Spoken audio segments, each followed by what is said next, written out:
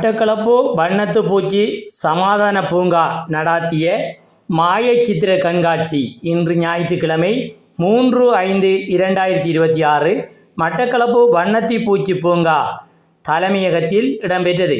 வண்ணத்தி பூச்சி சமாதான பூங்காவின் நிறைவேற்று பணிப்பாளர் வனவிதா போல் சற்குணநாயகன் தலைமையில் நடைபெற்ற இந்நிகழ்வில் இலங்கை மற்றும் மாலைதீவுக்கான கனேடிய தூதுவர் மார்டின் இசபெல்லா, தூதுவரின் அரசியல் அலுவலர் எஸ். சத்யன், மட்டக்களப்பு மாவட்ட மேலதிக அரசாங்க அதிபர் எஸ். பிரணவன், மட்டக்களப்பு மாநகர நகரவிதா சிவம்பாக்கிநாதன், மாநகர ஆணையாளர் நா. தனஞ்சியன், மாநகர சபை உறுப்பினர் கே. பிரேமானந்தன், கல்லடி சுவாமி விபுலானந்த அழகியர் கற்கை நிர்வாக சிரேஷ்ட விரிவுரையாளர் கேமியா சரவணன் பிரியதர்ஷினி உட்பட பூங்கா திட்ட இணைப்பாளர்கள், பணியாளர்கள் என பலர் கலந்து கொண்டனர். வண்ணத்து பூச்சி பூங்காவின் 30வது ஆண்டு நிறைவையொட்டி நடைபெற்று கொண்டிருக்கும் இம்மாய சித்திர கண்காட்சி 3 தினங்கள் நடைபெறவுள்ளது. இக்கண்காட்சி கூட திறப்பு விழாவில் வண்ணத்து பூச்சி பூங்காவின் கடந்த கால செயற்பாடுகள் தொடர்பான ஆவணப்படமும் காண்பிக்கப்பட்டது. இச்சித்திரங்கள் ஆசிரியர்கள், மாணவர்கள், அரச மற்றும் தனியார் துறை ஊழியர்கள், போலீசார் உட்பட பலதரப்பட்டோரின் எண்ணங்கள் வெளிப்பாடுகளாக பரிணமித்துள்ளன.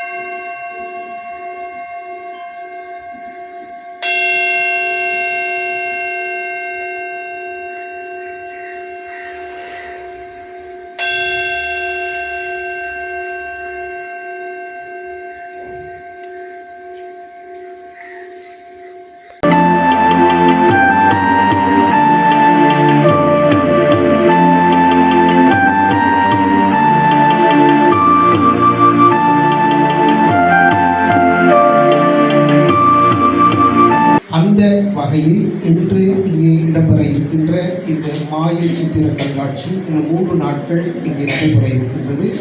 3 நாட்கள் என்பது மாத்திரமல்ல, தொடர்ச்சியாக இது ஒரு கண்காட்சி கூடமாகவே இங்கே கொண்டிருக்கும். அந்த மகிழ்ச்சியோடு இந்த ஆரம்ப நிகழ்வுக்கு வருகை தந்திருக்கின்ற உங்கள் அனைவரையும் வரவேற்பதற்காக எங்களுடைய வண்ணத்து பூச்சி சமாதான பூங்காவினுடைய மிக முக்கியமான ஒரு அங்கத்தவரான பிரியா அவர்களை அன்போடு அழைக்கிறோம். அஸ்ஸலாமு அலைக்கும். உன்னதமான எண்ணங்களால் உதயமான நாங்கள் உள்ளங்களை வென்று இன்று 30வது வெற்றி ஆண்டில் விளங்கி நிற்கின்றோம். எமது வெற்றி பயணத்தின் குறியீடான இந்த மாய சித்திர கண்காட்சி இப்பொழுது தொடங்கி இன்னும் 3 நாட்கள் வெளித்திருந்தாலும் தொடர்ந்து எம்மை வெளிப்படுத்த நிலைத்திருக்கும் என்ற நம்பிக்கையோடு இந்த மாய சித்திர கண்காட்சியின் ஆரம்ப நிகழ்வுக்கு வருகை தந்திருக்கும் நல்லுள்ளங்களாகிய உங்கள் அனைவரையும் அன்பு நிறைந்த உள்ளத்துடன் வரவேற்கிறேன்.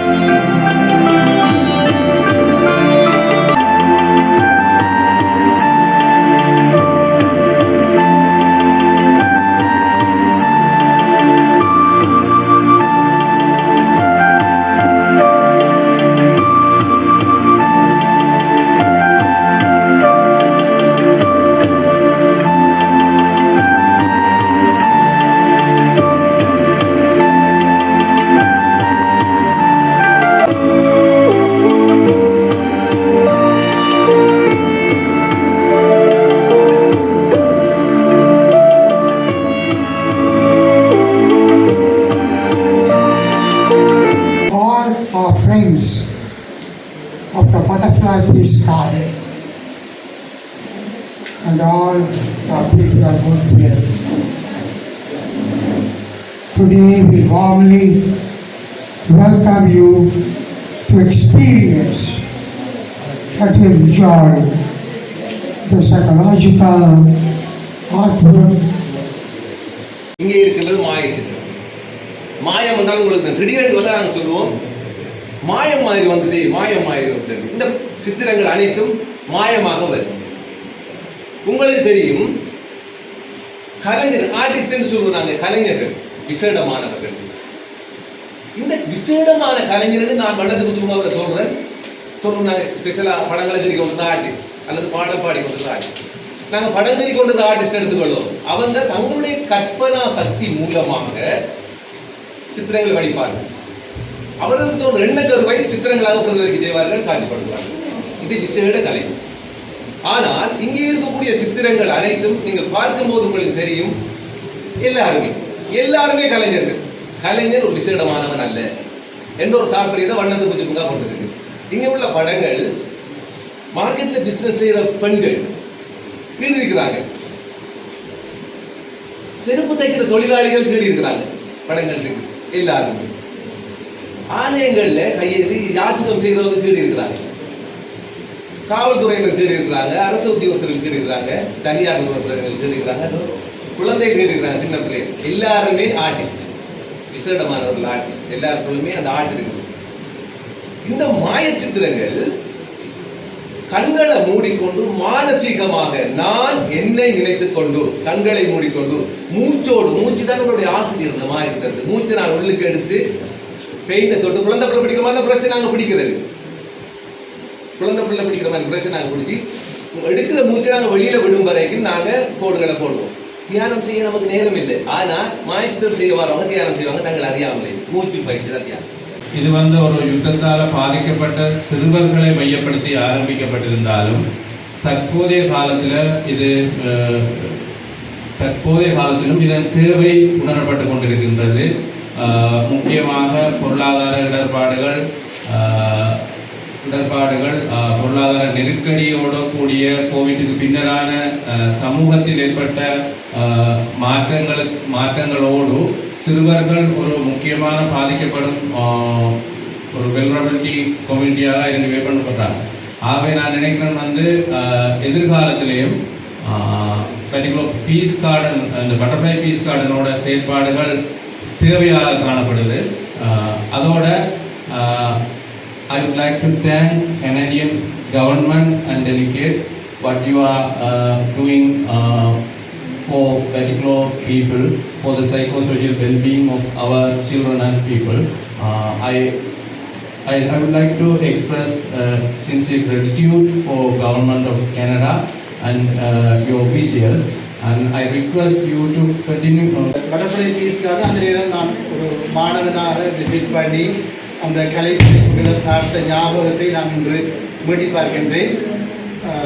அந்த ஞாபகம் அந்த மைக்கேல்ஸுக்கு பின்னால் இருந்து அந்த இடத்துல நாங்கள் பல அந்த விளையாடக்கூடிய சிறுவர்ணியமான ஒரு அடிப்படையான அந்த இன்ஃப்ராஸ்ட்ரக்சரோட அந்த இடம் அமைந்திருந்தது. நான் அந்த நேரம் அதில் போய் ஒரு சிறுவராக நினைக்கிறேன் விளையாடி இருக்கிறோம். அந்த ஞாபகத்தை பார்த்து உண்மையில் இந்த 30 வருட காலம் என்பது ஒரு 3 தசாப்தங்களை தாண்டி தற்போதும் அந்த தேவை எங்கள் சமூகத்தில் இப்போதும் இருக்குது என்றது ஒரு நான் ஹைலைட் பண்ண வேண்டிய ஒன்று.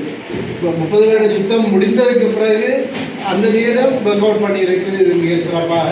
ஆனால் எங்களுடைய மாவட்ட செயலாளர் சொன்ன மாதிரி இப்போவும் அந்த தேவை எங்கள் மக்களுக்கு இருக்குன்றது அது நாங்கள் ஞாபகத்தில் வைத்திருக்க வேண்டும். ஏன்னா இப்போது இளைஞர்கள் இந்த கல்வி நாட்டங்களை குறைத்து, மற்றது இப்போ வெளிப்புற சூழலில் விளையாடுற அந்த நாட்டங்களை குறைத்து கொண்டு போவதாலேயும், மற்றது ஏறிய பல காரணிகள், பொருளாதார காரணிகள், சமூக காரணிகள் மாணவர்கள் சிறுவர்களை தற்போது இன்னும் அந்த தேவையை, அதாவது சைக்கோ சோஷியல் அடிப்படையில் அவர்களுக்கான உலகாற்றுப்படுத்தல் தேவைப்பாடு இப்போவும் இருக்குது. அதுவும் குறையாமல் இருக்குன்றதை நாங்கள் மறக்க முடியாது. அந்த அளவுக்கு எங்களுக்கு இந்த தேவைப்பாடு இருக்குது. அப்போ எந்த அளவுக்கு இந்த தேவைப்பாடு இருக்கோ அந்த அளவுக்கு இந்த பட்டர்ஃப்ளை பீஸ் கார்டுன்ற செயற்பாடும் தேவையாக இருக்குது இந்த சமூகத்துக்கு.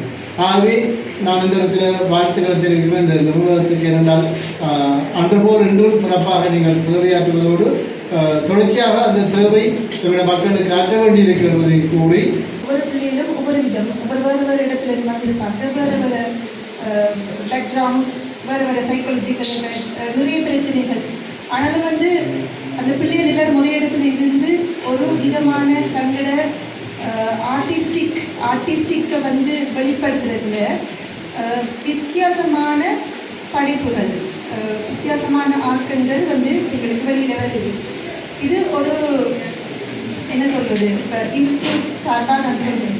இப்போ நான் ஒரு மதராகவோ ஒரு டீச்சராகவோ இருக்கிற நேரத்தில் சில்ட்ரனோடையும் டீல் பண்ணுறேன், அடல்ட்ஸோடையும் டீல் பண்ணுறேன். அப்போ பிள்ளைகள் இப்போ பார்த்தீங்கன்னு சொன்னால் சைக்காலஜிக்கலாக எஃபெக்ட் பண்ணுறாங்க. இப்போ நாங்கள் படிக்கிற காலத்தில் பார்த்தீங்கன்னா நாங்கள் நினைச்ச மாதிரி சைக்கிளில் போவோம், கிளாஸுக்கு சைக்கிளில் போவோம், ஃப்ரெண்ட்ஸோட இதுக்கு போவோம், அதுக்கு போவோம், ஆமாம் ஃப்ரெண்ட்ஸோட நாங்கள் இங்கே போகிறோம் அப்படின்னு சொல்லிட்டு போவோம். ஆனால் இப்போ பேரண்ட்ஸ் பிள்ளைகளை என்ன செய்கிறாங்க, ரெஸ்ட்ரிக்ட் பண்ணுறாங்க. நீங்கள் இதுக்கு தான் பண்ணணும், இவ்வளோ கிளாஸஸ் போகணும், இத்தனை கிளாஸ் பண்ணணும், எல்லா விதமான டேலண்ட்ஸையும் பிள்ளைகளுக்கு கொடுக்கணுமென்ற பேரில் பிள்ளைகளை என்ன சொல்கிறாங்க, திணிக்கிறாங்க எல்லா விதமான கிளாஸஸ் பண்ண. அப்படி உண்மையாகவே சைக்காலஜிக்கல் மார்னிங் ஸ்கூலுக்கு 6:30க்கு தொடங்கிச்சா ஈவினிங் 8 வரைக்கும் பிள்ளைக்கு கிளாஸ் முடிஞ்சு வந்தால் திரும்பி படிக்கும், திரும்ப என்னது term exam, class exam, olympiad, அது இது பிள்ளை சிட்டியான சைக்காலஜிக்கலே எஃபெக்ட். பிள்ளை தாங்களாகவே தங்களை என்ன சொல்கிறது ரிலாக்ஸ் பண்ணுறதுக்கான ஒரு என்வாயன்மெண்ட் இப்போ எங்களோட சமூகத்தில் குறையுது. Butterfly Peace Garden, an event that marks 3 decades of commitment to healing, reconciliation, and hope in the Eastern Province. We heard, founded in 1996 in Batticaloa, but the Butterfly Peace Garden has stood as a quiet but powerful force for peace, working with children, youth, women across communities. At times of conflict, after the tsunami, and through continuing economic and climate-related hardships, this space has remained deeply rooted in its mission, promoting psychological well-being, non-violence, social harmony,